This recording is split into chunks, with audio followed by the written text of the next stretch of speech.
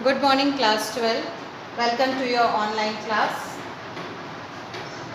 Further, for class 12, agriculture, I am taking here this subject, agriculture, science and element of maths. Somewhere it is written like element of science and maths. So just don't be confused with this subject. We had started the first chapter that was about your properties of light, in which we had discussed about few things about the conditions of properties and nature of light. हम लोगों ने बात की थी।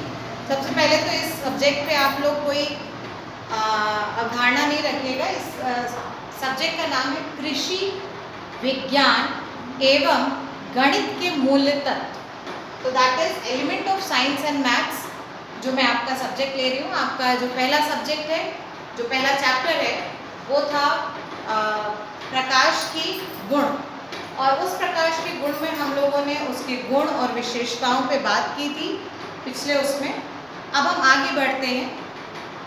Next topic जो है वो है हमारा शैडो। शैडो को कहा जाता है छाया।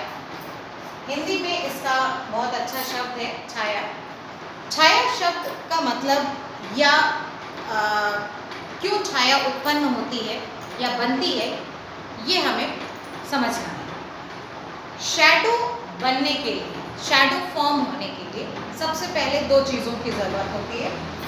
पहली चीज़ which is called as source, Hindi में हम इसे स्रोत कहते हैं, और दूसरा इसे हम कहते हैं कोई भी ऑब्जेक्ट या कोई भी वस्तु। ठीक, shadow form when a object is kept on the path of a light. Suppose करते हैं एक तरफ से लाइट आ रही है और उस लाइट की जगह पे मैंने किसी ऑब्जेक्ट को रख दिया, तो जितनी जगह वो ऑब्जेक्ट ने घेरा है उतनी जगह से लाइट पास नहीं होगी, और उसकी वजह से उसकी छाया कहाँ बनेगी, दूसरी ओर बनेगी। छाया बनने के लिए दो चीज़ों की आवश्यकता होती है। एक जो प्रकाश का स्रोत होता है, जो हमें प्रकाश देगा, और दूसरा वो वस्तु जो जिसकी छाया बनेगी। तो मान लेते हैं कि हमारे पास कोई बल्ब है या कोई लाइट सोर्स है, कोई भी प्रकाश का स्रोत है जहाँ से लाइट आ रही है। उस लाइट के आने के रास्ते में, क्योंकि जो लाइट है वो हमेशा सीधे गमन करती है, मतलब it always travels in a straight line. तो लाइट जहाँ से आ रही है उस लाइट के पाथ में, उस लाइट के सोर्स के रास्ते पे यदि हम कोई ओपेक ऑब्जेक्ट, कोई अपारदर्शी वस्तु को रख देते हैं, तो इस वस्तु की छाया जो है वो कहाँ बनती है, दूसरे तरफ बनती है। इसे हम कहते हैं शैडो। शैडो का फॉर्मेशन कई तरीके से किया जाता है, और इस फॉर्मेशन की वजह से हम तीन कंडीशंस बनाते हैं। पर उससे पहले दो चीज़ें हम इस पे बात करेंगे। सबसे पहला जो है वो है उम्ब्रा, और दूसरा है पेन्युम्ब्रा। ये दो कंडीशंस होती हैं शैडो की। एक जिसे हम कहते हैं प्रच्छाया, और दूसरा उसे हम कहते हैं उपछाया। प्रच्छाया और दूसरा जिसे हम कहते हैं उपछाया। ठीक, उम्ब्रा और पेन्युम्ब्रा दो ऐसी कंडीशंस होती हैं शैडो की, छाया की। एक ऐसी कंडीशंस होती हैं जिस कंडीशन में हम ये मानते हैं कि शैडो किस जगह पे पूरी तरह बना और किस जगह पे शैडो कम बना। इंग्लिश में आप इसे बोलते हो कि when a area which is fully covered with the shadow, fully with the shadow, then it is called as umbra. वो जगह जहाँ पर छाया पूरी तरह से वस्तु की छाया बनी हुई है और वो गाढ़े रंग के काला रंग दिखता है, उसे हम कहते हैं प्रच्छाया। और पेन्युम्ब्रा का मतलब होता है वह एरिया जहाँ पर शैडो बन रही है पर वो बहुत ज़्यादा डार्क नहीं है, वो बहुत लाइट है। आप ये भी कह सकते हैं कि if there is a partial light falling on a surface, कहीं पे थोड़ी थोड़ी लाइट गिर रही है और थोड़ी थोड़ी शैडो बन रही है, और शैडो जहाँ पर हल्की है, हल्के रंग में या हल्के काले रंग में नजर आ रही है पर पूरी तरह से काले रंग में नहीं है, या ये कह सकते हैं कि वो आंशिक तौर पर आपको जब छाया दर्शाती है, आंशिक तौर पे कहीं पे, तो उसे हम कहते हैं, उस एरिया को कहा जाता है पेन्यूम्ब्रा। तो basically when there is a full complete area, पूर्ण सतह, जहां पर या क्षेत्र, जिस क्षेत्र पर पूरी तरह से छाया बन रही है उसे हम उम्रा या प्रच्छाया कहते हैं, और जहां पर पार्शियल फॉर्म पे, पार्शियल एरिया पे हम, यदि हमें शैडो मिलती है, मतलब हमें आंशिक तौर पर आपको छाया दर्शाई जाती है या दिखती है, तो वो हम कहते हैं पेन्यूम्ब्रा या उपछाया।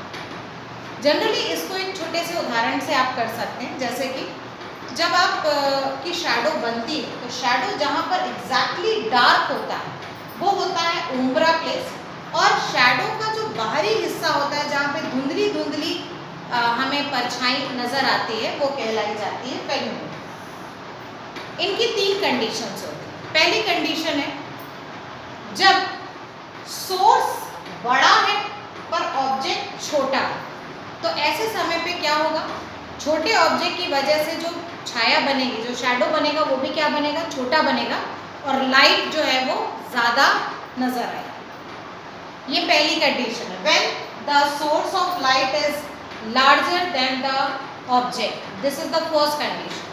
सेकेंड कंडीशन, जब स्रोत, प्रकाश का स्रोत और वस्तु दोनों बराबर आकार के होते हैं, मतलब जितना बड़ा बल्ब है उतना ही बड़ा ऑब्जेक्ट है, तो then you say that it is the second case when the source and the object are of the same size, जब वस्तु और स्रोत दोनों एक ही आकार के होते हैं तो उनकी छाया बराबर जैसी बन जाती है, क्योंकि लाइट जहाँ से निकल रही है ऑब्जेक्ट भी उतना बड़ा है तो छाया भी उतनी बढ़ेगी, पेन्यूम्ब्रा का स्पेस या उपछाया का कंडीशन बनती नहीं। तीसरी कंडीशन होती है जब सोर्स बड़ा होता है पर वस्तु बहुत सोर्स छोटा होता है और वस्तु बहुत ही बड़ी, मतलब आपके लिए source of the light is larger smaller but the object is bigger, तो क्या होगा, उसकी जब लाइट पड़ेगी तो शैडो बड़ी आपको मिलेगी, तो उसमें पेन्यूम्ब्रा कंडीशन, उपछाया ज़्यादा मिलती है। इस पर्टिकुलर कॉन्सेप्ट से हमको एक खास चीज़ पढ़ने मिलती है जिसे हम कहते हैं एक्लिप्स। एक्लिप्स को हम कहते हैं ग्रहण। ग्रहण का मतलब होता है जब पृथ्वी, चंद्रमा और सूर्य अपने आप को एक ही क्रम में, एक ही लाइन पे फॉर्म करते हैं, तब या तो सूर्य की प्रकाश की वजह से चंद्रमा की परछाई पृथ्वी पर पड़ती है, या कभी कभी जब पृथ्वी की परछाई चंद्रमा पे पड़ती है। तो ये 2 कंडीशंस ग्रहण की होती हैं, एक्लिप्स की होती हैं। एक्लिप्स का मतलब होता है it's a condition in which the sun, the moon and the earth when falls in the same straight line, then one of the either shadow will fall on the moon और on the earth. This is a condition which is called as eclipse. Eclipse 2 तरह के होते हैं, एक कहलाया जाता है lunar eclipse और एक कहलाया जाता है सोलार एक्लिप्स। लूनार एक्लिप्स को हम हिंदी में चंद्र ग्रहण कहते हैं और सोलार एक्लिप्स को हम लोग सूर्य ग्रहण कहते हैं। लूनार एक्लिप्स का मतलब होता है कि जब आप सूर्य, पृथ्वी और चंद्रमा तीनों एक ही लाइन में, सूर्य जो स्रोत के रूप में चल रहा है, पृथ्वी जो वस्तु के रूप में है, और इसकी परछाई कहाँ पे पड़ेगी, चंद्रमा पे।